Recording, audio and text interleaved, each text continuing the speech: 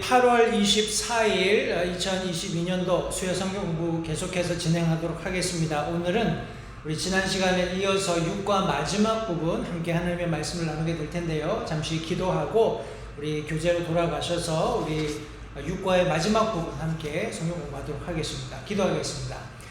살아계신 아버지 하나님 감사합니다. 오늘 또 주중에 사랑하는 성도들과 함께 하나님의 말씀을 가지고 교제할 수 있는 이 귀한 시간을 다시 한번 감사드립니다. 우리가 나누게 될 말씀 속에서 다시 한번 하나님께서 세우신 그리스도인의 가정이 어떠한지를 다시 한번 우리가 잘 진지하게 말씀을 통해서 재조명해 볼 수 있도록 도와주시고, 우리가 속해 있는 가정이 하나님께서 원하시는 가정으로 아름답게 성화되는 그런 복된 결과들이 있을 수 있도록 도와주시기 원합니다. 말씀 시간을 복되게 하시기 원하며 예수님 이름으로 기도했습니다.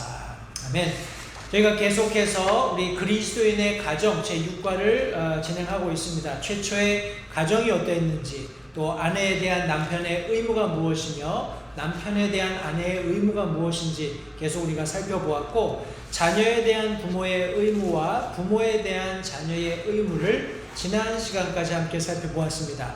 부모에 대한 자녀의 의무는 생각보다 굉장히 단순합니다. 하지만 이 말씀 안에 굉장히 중요한 원리들이 많이 담겨져 있기 때문에 다시 한번 우리가 되짚어 본다면, 우리 아버지와 어머니를 공경할 것, 그리고 부모의 훈계를 들을 것, 그리고 부모에게 순종할 것 하는 이 세 가지가 우리 핵심 요소로 부모에 대한 자녀의 의무로 지난 시간에 우리 교재를 통해서 함께 나눈 바 있습니다.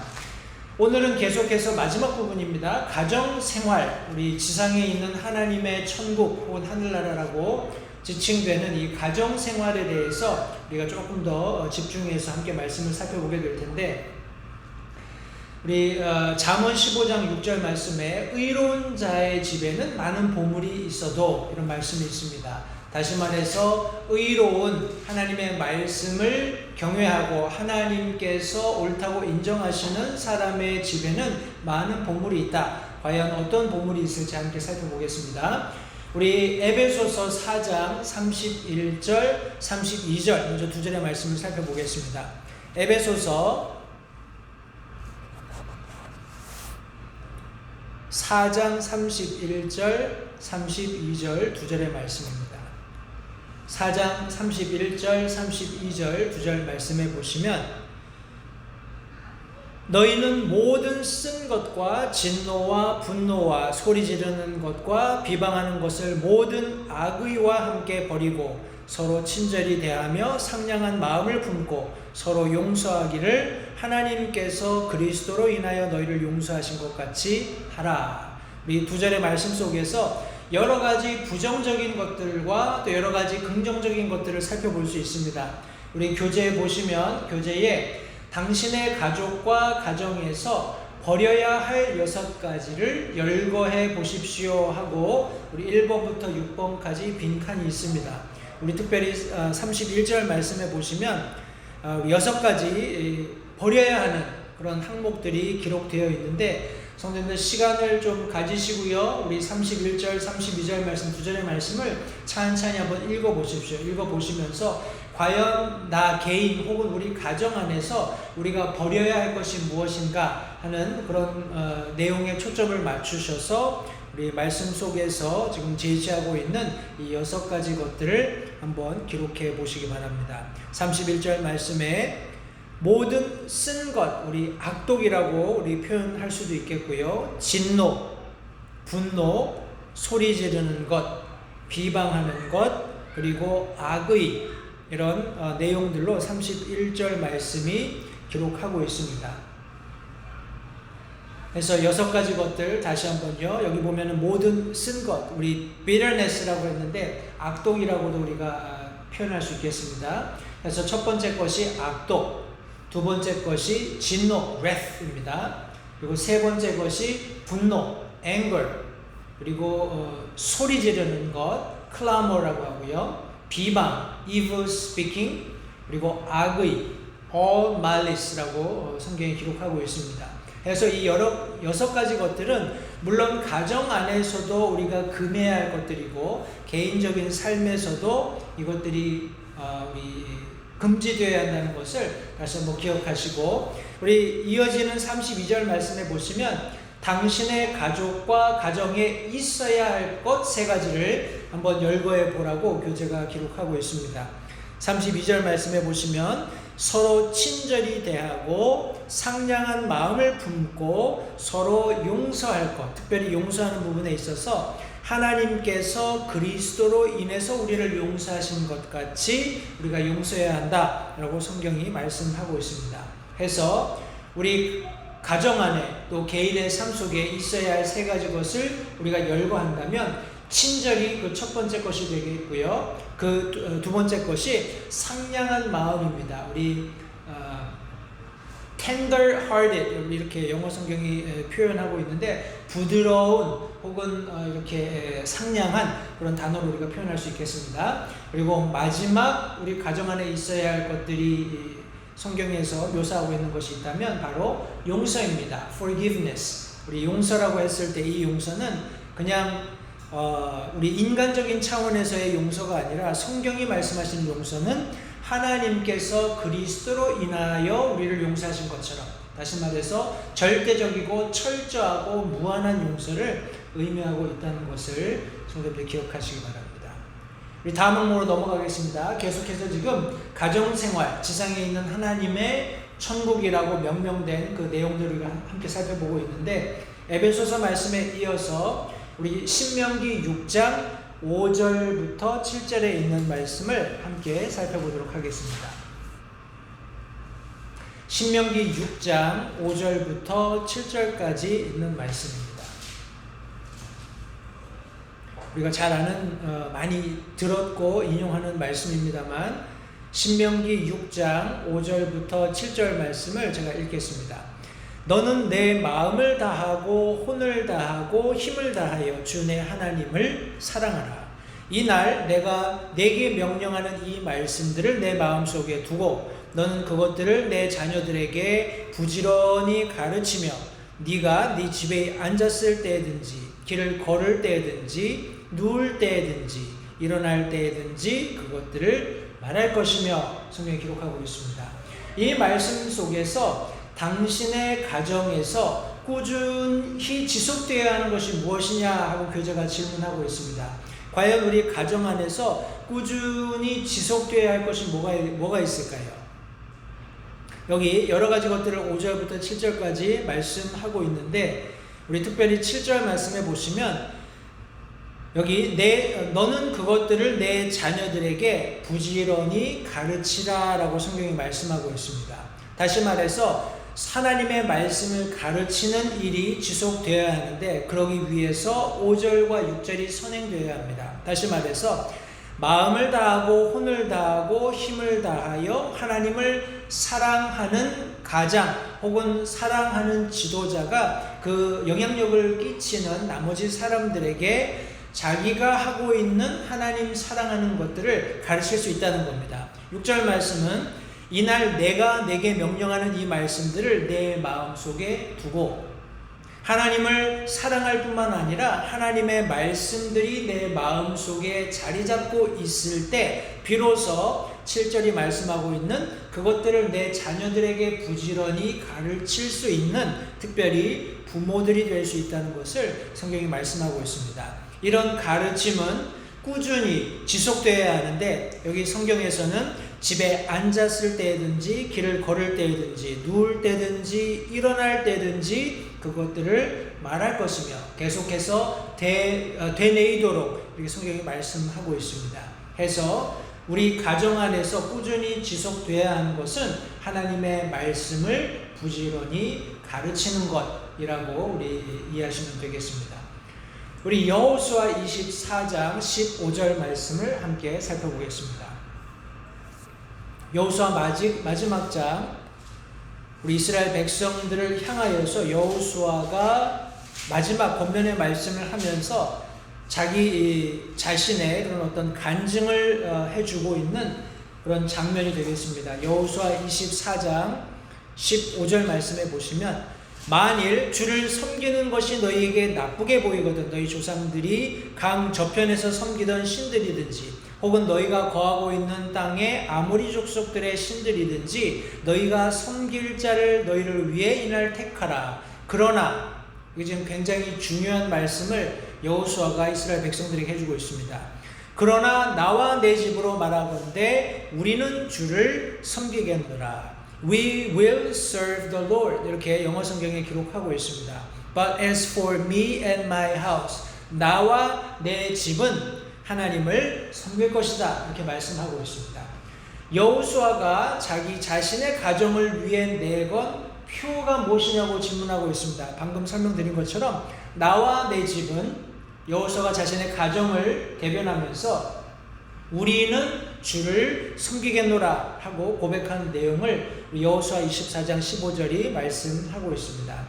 성도님들 기억하십시오. 하나님의 말씀을 지속적으로 가르치는 가정, 또 하나님을 섬기겠다고 결단하는 가정, 그 가정이야말로 가장 하나님께서 귀히 여기시는 보화들로 가득 찬 가정이라는 사실을 잊지 마시고 앞서 살펴보았던 에베소서 말씀에서와 같이 6가지 것들이 이 가정 안에 존재하지 못하도록 우리가 이것들을 철저히 거부하고 버려야 할 뿐만 아니라 또 우리 에베소서 4장 32절에서 찾을 수 있는 3가지 것, 친절, 상냥, 그리고 용서를 계속 함께 훈련해서 하나님께서 원하시는 행복한 아름다운 가정으로 우리가 함께 가정을 꾸려갈 수 있었으면 좋겠습니다. 우리 D번 내용에 보시면 제가 지난 시간에 말씀 시편 새 구절을 새 우리 장을 읽어보실 것을 부탁을 드렸었는데 크리스천 가정을 위한 멋진 3가지 장면을 시편에서 볼 수 있습니다. 시간을 내어 다음 장을 읽어보십시오 하고 우리 교재에 세 장 시편 127편, 128편 그리고 131편을 각각 읽어보시도록 권면하고 있습니다. 가정을 어떻게 세우는지 또 가정을 어떻게 축복하는지 가정 안에서의 행실은 어떠해야 하는지를 각각 우리 앞서 말씀드렸던 시편들이 언급을 하고 있습니다. 우리 말씀드린 이 세 편의 시편은 굉장히 짧습니다. 해서 제가 성도님께 지금 비디오를 시청하고 계신다면 비디오를 잠깐 포즈해 놓으시고요. 시편 127편에서 가정을 세우는 그 내용의 말씀을 한번 묵상해 보시고 또 그 다음 연이어서 128편의 말씀을 통해서 가정을 축복하는 내용 한번 읽어보시고 마지막으로 시편 131편 가정의 행실에 관한 말씀을 한번 읽어보시기 바랍니다. 물론 제가 지금 읽겠습니다만 우리 시간을 내셔서 특별히 내가 속해 있는 가정이 어떠해야 하는가를 우리 되돌아보는 것이 성경 공부가 우리에게 주는 가장 큰 유익이라고 생각을 합니다.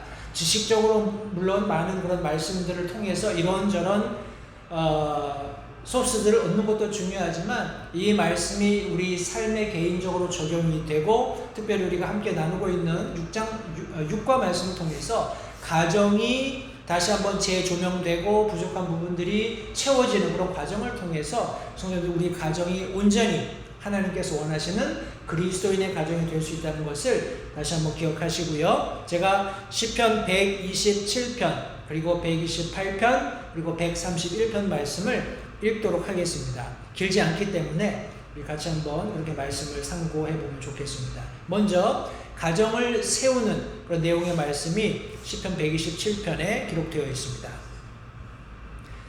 이 시편은 우리 1편 말씀해 보시면 솔로몬을 위한 시 위로 올라가는 노래라고 되어 있습니다.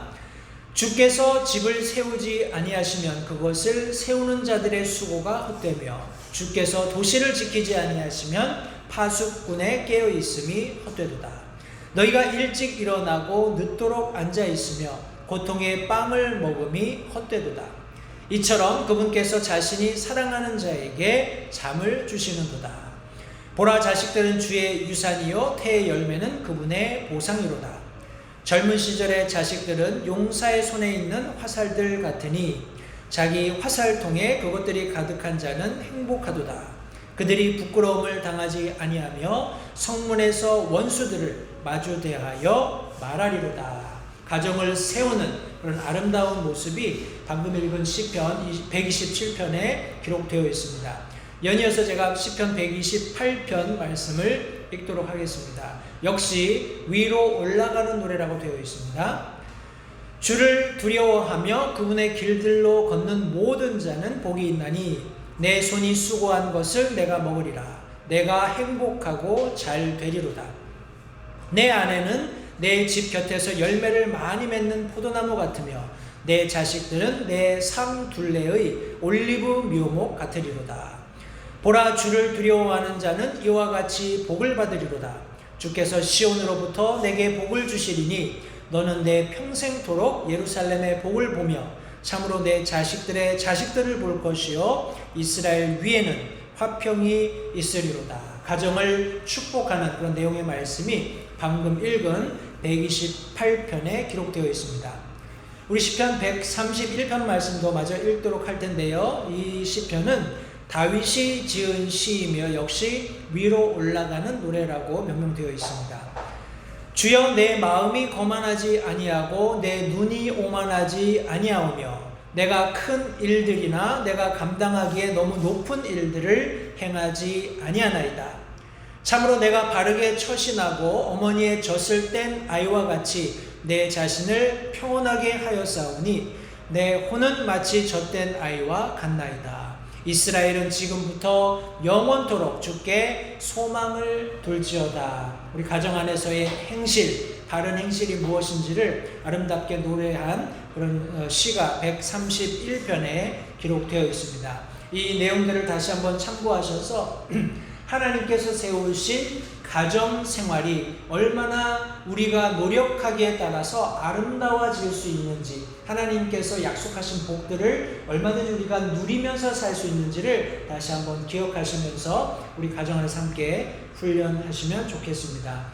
우리 육과의 마지막 대제에 보시면 가족 재단을 세움이라는 내용이 있습니다. 우리 흔히 알기로 가정 예배를 다시 한번 우리 설명하고 있는 내용인데, 제가 어렸을 때 저희 집에서도 가정 예배를 드렸었고, 저희도 아이들이 어렸을 때 저희 집에서 가정 예배를 했던 그런 기억이 있습니다. 이제 아이들이 크고 분가를 한다든지 뭐 출가를 한다든지 이런 다양한 상황들로 인해서 이렇게 가정 예배를 드리는 것이 여의치 않게 된 것이 조금 아쉽기는 합니다만, 다시 한번 특별히 가정 안에서 가정 예배를 어떻게 드리는지, 또 그것이 어떤 유익이 있는지를 함께 살펴보고 우리 성경 공부를 마치도록 하겠습니다. 제가 교재를 읽겠습니다. 교재 46페이지입니다. 맨 아랫부분에 보시면 당신의 가정에서 누릴 수 있는 가장 큰 복들 가운데 하나는 가족 재단이라고 일컬어지는 가정 예배 시간을 갖는 것입니다. 가족 재단은 당신의 모든 가족이 하나님의 말씀을 중심으로 하여 특정한 시간, 장소에서 함께 모이는 것, 다시 말해서 성경을 읽고 기도하고 찬양하고 대화를 나누는 것을 말합니다. 성도님들, 이것이 어떤 의미에서는 우리가 가정 안에서 개별적으로 그 가족 구성원들이 모여서 드리는 그런 가정 예배가 이와 같은 아주 큰 놀라운 복들을 하나님께서 예비하셨고, 그것을 우리가 누릴 수 있는 그런 한편, 또 교회 안에서, 성도님들 교회 안에서 여러 가지 다양하게 구역 집회라든지 이름은 다를 수 있습니다. 셀 모임이라든지 이런 다양한 모임들로 지역에 있는 성도들이 함께 우리 주중이나 우리 주일 예배 말고 우리 다른 날을 택해서 형편이 되는 대로 함께 모여서 하나님의 말씀을 읽고 기도하고 찬양하고 교제하는 그와 같은 어떤 하나님의 그런 축복들이 약속된 그것을 사모해서 함께 모여서 예배드리는 모든 순간에 하나님께서 그곳에 계시고 그들과 함께 하시며 하나님께서 약속하신 복을 주신다는 것을 다시 한번 생각하시면서 가정 예배에 우선순위를 두시고 그 이외에 또 여러 가지 교회가 제공하는, 또 교회가 이렇게 권면하고 있는 이런 지역 모임들에도 적극적으로 동참하시면 여러분들 개인과 가정, 그리고 그 함께 모이는 모든 성도들에게 큰 유익이 있다는 사실을 다시 한번 기억하시기 바랍니다. 계속해서 교재에 보시면 바쁘게 움직이는 우리 사회에서 가족재단을 세우는 일은 우리가 해야 하는 가장 어려운 일 중에 하나일 것입니다. 그러나 그것은 가장 유익한 일이기도 합니다. 물론 실제적으로 여러 가지 다양한 스케줄들을 하나로 맞추는 것이 오늘날 쉽지 않습니다. 그러나 거기에서 오는 우리가 그렇게 함으로써 얻게 되는 유익은 무엇과도 비교할 수 없이 크다는 것을 다시 한번 기억하시고 과연 가정 예배를 우리가 어떻게 드리고 또 그것이 왜 중요한지 말씀으로 돌아가서 한번 찬찬히 살펴보도록 하겠습니다. 먼저 A번부터 보겠습니다. 가족 재단을 위한 책임. 에베소서 6장 4절, 골로새서 3장 21절, 베드로전서 3장 7절, 그리고 고린도전서 14장 35절 이렇게 여러 구절 말씀들을 참고하셔서 과연 이 가족재단을 위한 책임이 누구에게 있는지를 함께 살펴보도록 하겠습니다.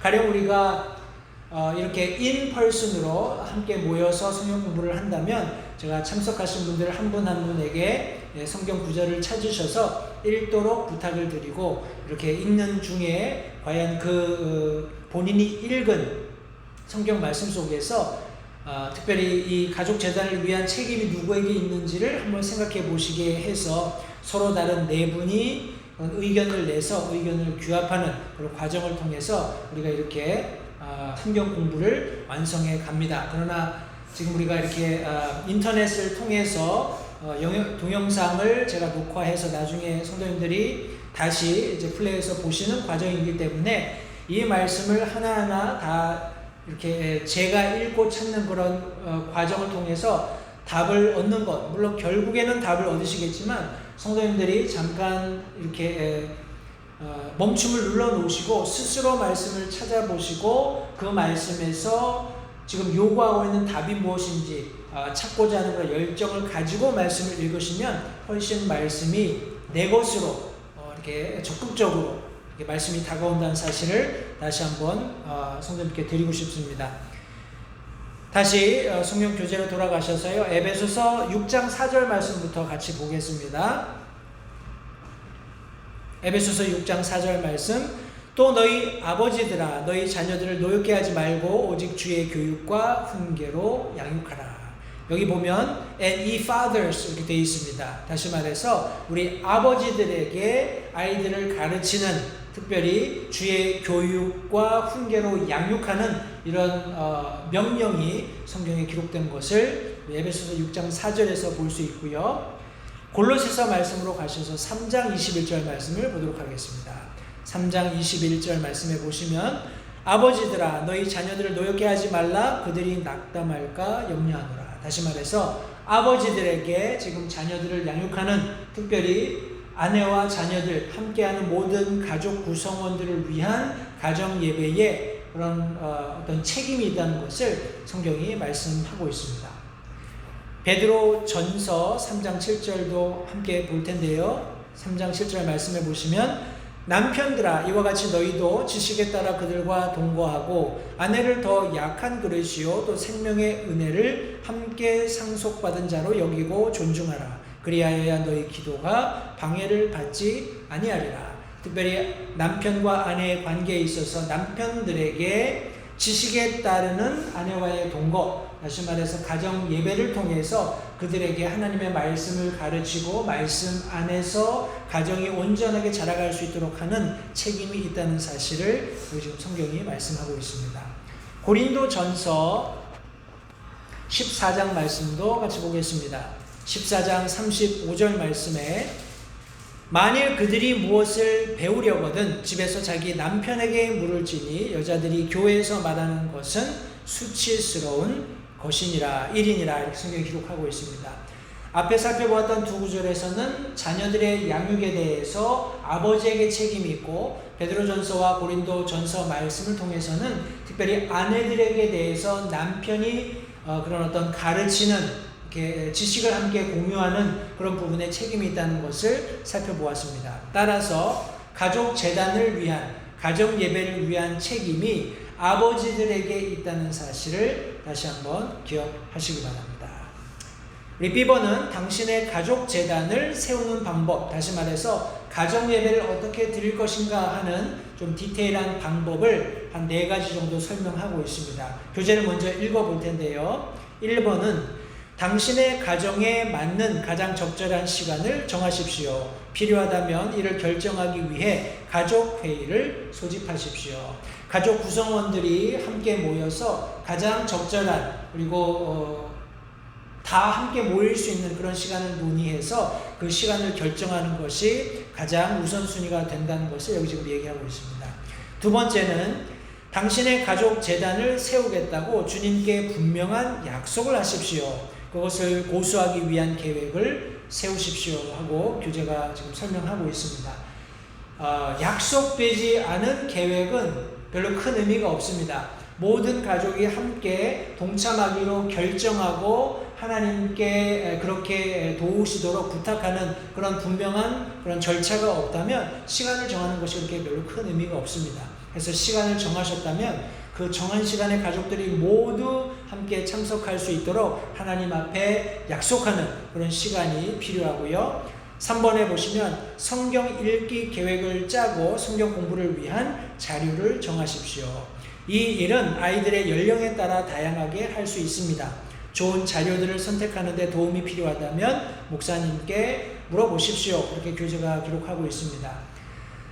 물론 처음 성경 이렇게 가정 안에서 가족 예배를 드리게 되면 이걸 뭘 해야 되는지 이렇게 여러 가지 좀 어려운 부분들에 맞닥뜨리게 되는 것이 사실입니다. 그러나 그런 부분이 어렵다면 성경을 함께 읽는, 예를 들어서 잠언을 가족들이 모일 때마다 한 장씩 읽는다거나 시편을 한 장씩 읽는다거나 하는 방식으로 함께 가족들이 돌아가면서 말씀을 읽고 읽은 말씀들을 함께 나누고 특별히 함께 읽었던 말씀 속에서 하나님이 내게 주시는 말씀이 무엇인지를 함께 나누는 그런 시간을 가지는 것도 시작하는 그런 단계에서 굉장히 유익하다고 생각을 합니다. 적절히 우리 가정 예배에 시간을 안배하는 것이 중요한데, 물론 뒤에서 조금 더 말씀을 드리겠습니다만, 계획이 분명히 서야 하고 또 계획이 섰다면 그것을 실행하기 위해서 함께 기도하고 온 가족들이 동참할 수 있는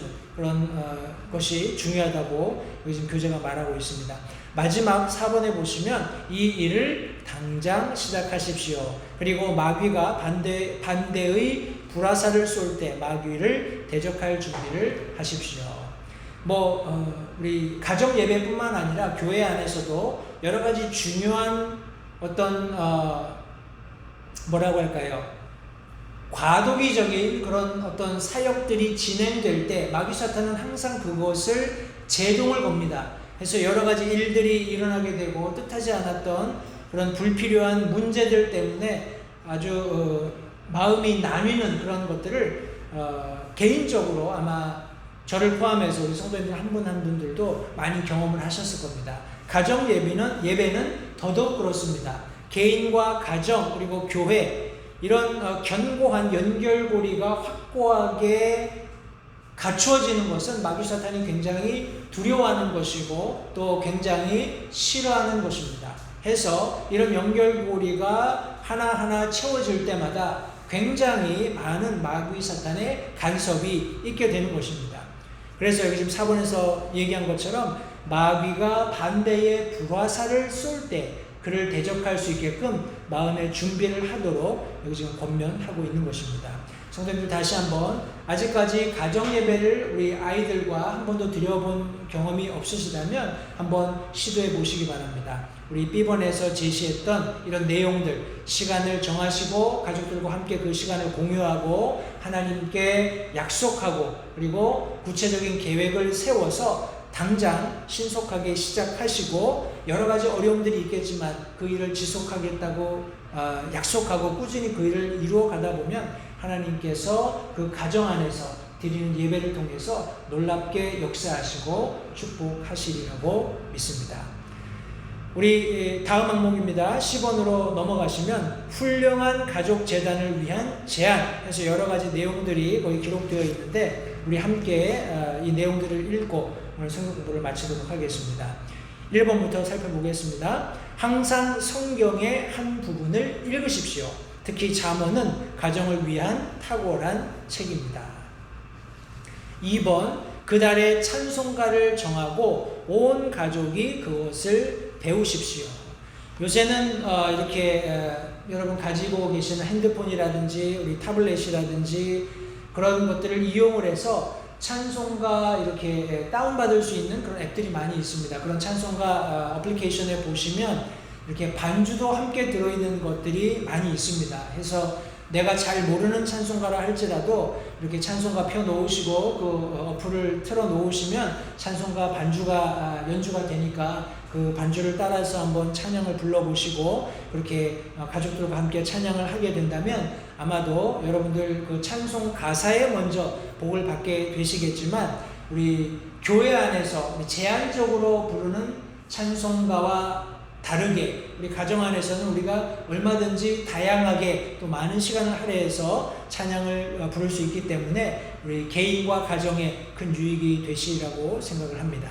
그 달의 찬송을 정하고 온 가족이 그것을 부르는 그런 예배가 되었으면 좋겠고요. 우리 세 번째 항목에 보시면 가족 기도 시간을 위해 기도 카드를 사용하십시오. 당신 스스로 이 기도 목록을 작성하십시오. 그리고 목회자, 선교사들, 교회 지체들, 친척들, 그리고 구원받지 않은 자들을 기도 목록에 포함시키십시오. 우리 대개의 경우 갑자기 생각이 떠오르면 그것을 적지 않았을 때 쉽게 잊어버립니다. 해서 우리 가정 안에서 예배를 드리실 때에도 가족들이 특별히 기도 제목이 있을 때 그것을 기도 카드에 적는 습관을 들이게 된다면 먼저는 잊어버리지 않게 될 것이고요. 그리고 시간이 지나고 나서 하나님께서 얼마나 신실하게 우리가 기도한 내용들에 대해서 응답해 주셨는가를 알 수 있는 그런 중요한 근거가 됩니다. 그래서 나중에 시간이 지난 후에 기도 카드를 이렇게 되짚어 보시면 하나님께서 참 놀랍게 우리 가족의 기도를 응답해 주셨구나 하는 그런 감격을 가족들이 함께 누리실 수 있으실 겁니다. 기도 카드를 잘 활용하시면 좋겠고요. 네 번째 보시면 간략하게 하십시오. 길게 느려서 아무렇게나 하는 것보다 간략하면서도 꾸준하게 기도하는 것이 훨씬 더 낫습니다. 우리 성경 표현대로라면 우리 중언부언 하지 말고 했던 말 되풀이하고 여러 반복적인 그런 내용들을 하는 것보다는 그저 간략하게 단순하게 핵심적인 내용들을 하나님 앞에 아뢰는 것이면 족하다는 그런 내용입니다. 5번 전 가족을 동참시키십시오. 자녀의 연령과 발달에 따라 할 일들이 달라질 것입니다. 우리 어린아이라면 아이들에게 무리하게 기도를 강요하는 것보다 우리 엄마 아빠가 기도할 때 어떻게 기도하는지 또 기도 카드를 통해서 어떻게 기도를 좀 더 효과적으로 하는지 하는 것들을 보여주는 것 자체 또 그 아이들이 그런 것을 보는 것 자체가 굉장히 큰 그런 어떤 교육이 된다는 사실을 기억하시고 시간이 지나면서 아이들이 말하게 되고 어떤 지혜가 있게 되면 물론 우리가 앞서 살펴보았던 것처럼 가정에서 복음을 전하고 구령하는 일이 우선순위가 되겠습니다만 그렇게 구원받고 난 후에 아이들이 자라면서 조금씩 말씀 안에서 특별히 가정 안에서 어떻게 예배에 동참할 수 있는지를 가르치는 것이 중요하다는 것을 기억하시기 바랍니다. 여섯 번째로 다양하게 하십시오. 훌륭한 그리스도인의 전기를 읽는 것도 도움이 될 수 있습니다. 성경 공부를 한다고 해서 성경 공부에만 국한시켜서 아이들의 궁금증이나 아이들이 하고자 하는 어떤 또 다른 그런 내용의 선택의 그런 어떤 여지가 있을 때에는 그런 것들도 적극 수용하시면 좋습니다. 왜냐하면 가정 예배는 우리 주일날 드리는 예배처럼 시간의 구속을 받는 어떤 틀에 짜여진 그런 예배 형식이 아니기 때문에 여기 7번에서도 언급을 하고 있습니다만 격식에 매이지 말되 성경적인 방법을 유지하면서 언제든지 제안과 개선책을 말할 수 있게 하십시오. 아이들과 함께 나누고 아이들의 의견을 수렴하고 하는 그런 과정을 통해서 아이들 역시 자연스럽게 부모님과 커뮤니케이션하는 그런 기술들을 습득할 수 있게 될 것입니다. 우리 여덟 번째 마지막 항목에 보시면 가정 예배하는 과정 속에서 못했을 경우에 보충하려고 애쓰지 말고 다만 꾸준히 하도록 노력하십시오. 가정 예배는 강제적인 것이 아니기 때문에 우리 가족 모두가 우리 자원해서 하는 것이기 때문에 가령 부득이하게 못했을 경우에 야 이걸 다른 날 하자 뭐 이렇게 어떤 뭐라고 할까요? 프레셔 아닌 그런 프레셔가 되면은 모두 부담스러워 할 수 있어요.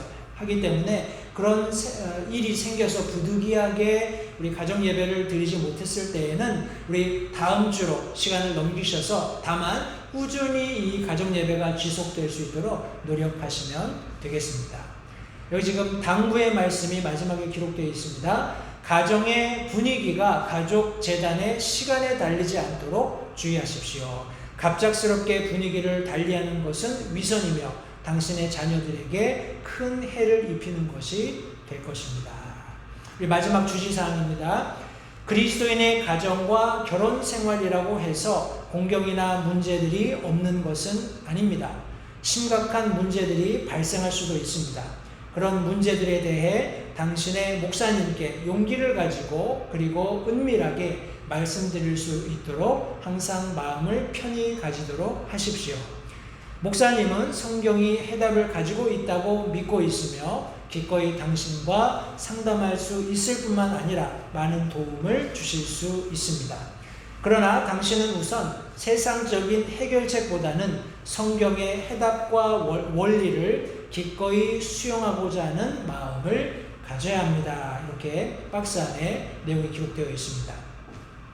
성도님, 우리가 살펴보았던 특별히 우리 7과 그리스도인의 가정, 우리가 거듭나고 구원받은 성도들로서 이 세상을 살아갈 때 하나님께서는 가정이라는 아름다운 조직을 주셔서 그 안에서 하나님의 말씀이 가르쳐지고 이런 어린아이들이 하나님께서 원하시는 인격체로서 그런 올바른 성품을 가지면서 자라갈 수 있는 은혜를 예비해 주셨습니다. 그런데 오늘날은 이 가정이 많이 우리 분해되어 있죠. 때문에 아버지가 아버지의 역할을 혹은 어머니가 어머니의 역할을 잘 하지 못하는 그런 특이한 상황이 벌어지다 보니까 아이들도 자녀로서 부모에게 어떻게 해야 되는지, 부모들도 부모로서 자녀에게 어떻게 해야 하는지의 그런 어떤 역할이라는 부분에 있어서 혼돈스러운 것이 사실입니다. 그러니까 가정이 많이 뭐라고 할까요? 제 역할을 감당하지 못하니까 서로 어떻게 보면은 역할을 떠미는, 책임을 떠미는 그런 상황이 되어버린 것입니다. 이런 경우는 마귀 사탄에게 굉장히 좋은 빌미를 제공하는 것입니다. 그래서 오늘날 우리가 세상을 보건대 사회적으로 어린아이들의 교육을 우리가 책임지겠다 하면서 소위 말하는 공교육이 그 자리를 우리 비집고 들어오고 있습니다. 성도님들, 그러나 성경 어디에서도 정부나 혹은 어떤 사회 조직이 우리 아이들을 가르치도록 말씀하고 있는 부분은 전혀 없습니다. 성도님들, 우리 부모들에게, 우리 교회에게 그런 중요한 역할이 하나님의 말씀에 의해서 명령되었다는 사실을 다시 한번 기억하시면서 부부 관계에서 혹은 부모와 자녀 관계에서 여러 가지 다양한 그런 마찰과 충돌이 간혹 일어날 수도 있습니다. 그러나 그런 부분에 있어서 성도님들, 세상적인 해결 방법을 찾지 마시고 하나님의 말씀으로 돌아가셔서 다시 기본으로 돌아가셔서 성경이 무엇을 말씀하시는지를 정확히 이해하고 그것을 내 입장에서, 가령 부모라면 부모로서, 특별히 부부관계에서 남편이라면 남편으로서, 아내라면 아내로서, 앞서 설명드린 부모와 자녀 관계에서의 부모의 어떤 입장에서 혹은 자녀의 입장에서 과연 성경이 무엇을 가르치는지를 다시 한번 점검하시고 그것을 가정 안에서 훈련하면서 성도님들, 이 가정이 그리스도인의 가정답게 새롭게 빚어지는 그런 아름다운 결과들이 있었으면 좋겠습니다. 그런 과정 가운데 혹 교회에 도움이 필요하시다면 부족한 제게도 그런 도울 수 있는 우리가 방금 읽었던 주지사항 내용에 입각해서 저도 얼마든지 여러분들 그런 가지고 계신 개인적인 혹은 가정의 문제를 돕기 원하고 또 그것이 여의치 않다면 우리 또 담임 목사님도 계시고요. 교회 안에 얼마든지 성도님들께 말씀을 통해서 좋은 그런 조언과 충고를 해 주실 수 있는 분들이 많이 있기 때문에 그런 어려움들을 혼자 해결하시려고 전전긍긍하지 마시고 함께 그 문제를 여기 지금 교재에서 말씀하고 있는 것처럼 용기를 가지시고 은밀하게 문제를 가지고 하나님의 말씀을 통해서 해결하고자 하는 그런 기도하는 마음으로 교회에 그 문제를 알려주시면 우리가 기꺼이 함께 기도하면서 그 문제를 해결할 수 있도록 성도님들 돕기 원합니다. 다시 한번 오늘 우리가 함께 끝으로 마무리한 우리 6과 말씀 성도님들 다시 한번 리뷰해 보시고 이 말씀이 여러분들의 가정을 세우는 그런 귀한 결과가 있었으면 좋겠고요. 우리 성경 읽기 숙제가 있습니다. 여기 잠언 10장부터 15장까지 읽어보시도록 교재가 우리 숙제로 여러분들에게 주어졌는데 누구도 숙제하는 것을 좋아하는 사람은 없습니다. 제가 여기 지금 크리스찬 스쿨에서도 아이들 가르치면서 숙제를 내주면 번번이 숙제를 안 하는 애들이 굉장히 많습니다. 그런 아이들은 물론 성적도 나빠지겠지만 이렇게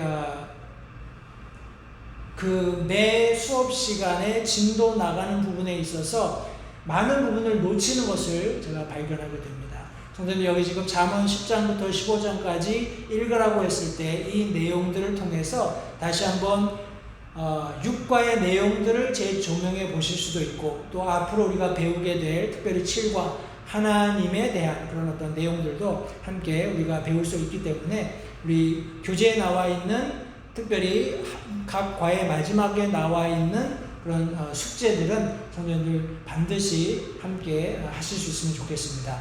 성경 읽기 숙제가 있고요. 암송 구절이 있습니다. 암송 구절은 우리가 앞서서 살펴보았던 여호수아 24장 15절 말씀입니다. 여러 번 이 말씀을 묵상하시면서 한 주 동안 여호수아가 이스라엘 백성들에게 말했던 나와 내 집으로 말하건대 우리는 하나님을 섬기겠다, 주를 섬기겠다라고 한 그런 아름다운 고백이 우리 모든 LA 침례교회 성도님들 가정의 고백이 되었으면 좋겠습니다. 다시 한번 성경 공부에 동참해 주신 것 감사드리고요. 남은 한 사흘간의 주간도 주님의 은혜 가운데서 잘 보내시고 돌아오는 주일은 오전 9시에 우리 한인 예배가 있겠습니다. 모두 함께 참석하셔서 복된 예배 드릴 수 있게 되기를 바랍니다. 기도하겠습니다.